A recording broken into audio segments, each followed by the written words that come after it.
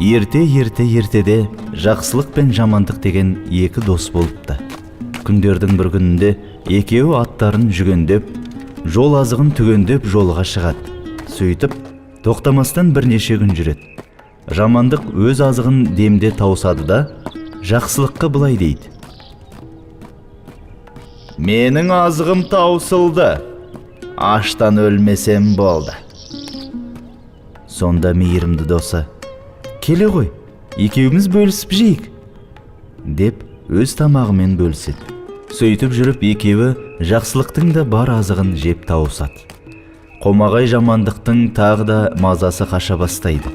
Ол мейірімді досына: «Біздің азығымыз таусылды, менің қарным ашты. Мен аштыққа шыдай алмаймын, жаяуда жүруге жарамаймын. Сенің атыңды сойып, соны азық қылайық», дейді. Жақсылық досына жаны ашып, атын сойып беріп, өзі жаяу жүреді. Бұл етте таусылуға жақын қалады.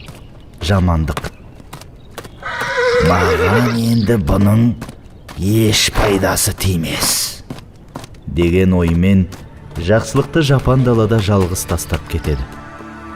Жалғыз қалған жақсылық арып ашып, әбден қалжырап келе жатып, айдаладағы бір үйге кезігеді. Ішіне кірсе тірі жан жоқ, бірақ ортада асылған ет толы қазан қайнап тұр. Ол бұл не қылған тамақ деп саусағының ұшымен дәмін татып көреді, үйдің төбесіне шығып жатады.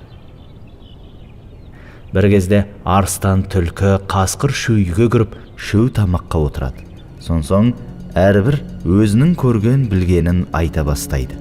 Бірінші болып түлкі сөйлейді: «Пәлен деген тоғайда алтын көмілген, мен күнде соны қарауылдап жүрмін», депті. Сонда арыстан: «Ал мен болсам, пәлен деген байдың күнде бір жылқысын жеп кетемін. Оның ешбір жүйрік аттар маған жете алмайды.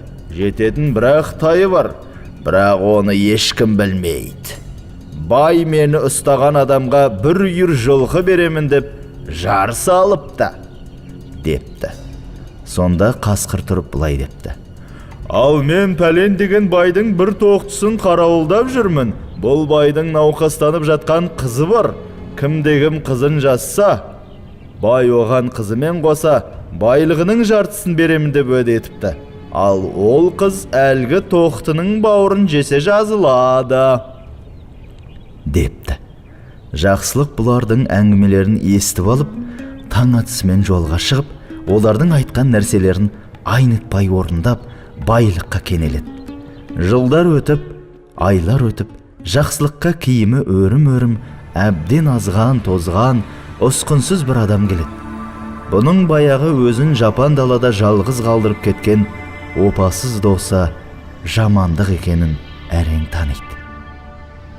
«Жақсылық жанау, мен саған жамандық қыламын деп осындай халге түстім. Сен маған енді жәрдемдес.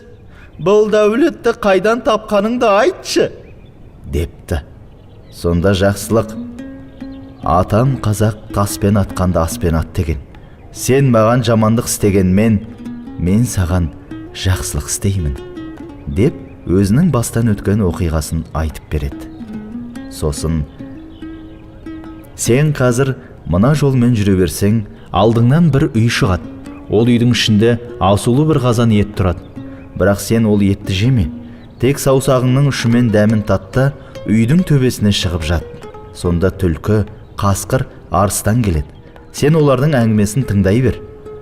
Олар кеткеннен кейін естіген сөздеріне орай әрекет етсең, сен де байлыққа кенелесің», дейді. «Жарайды», дейді де баяғы лашыққа барып кіреді. Жақсылық айтқандай қазан толы ет асулы тұр екен.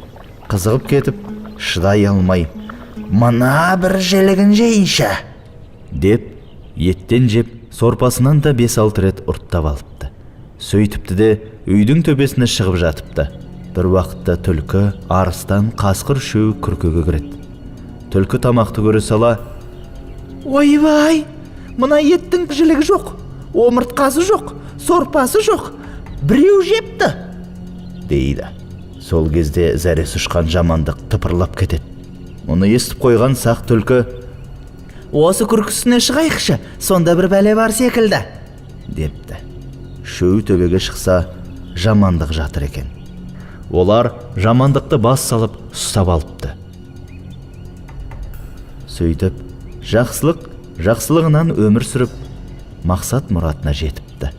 Жамандық жамандығынан қолға түсіп, қор болып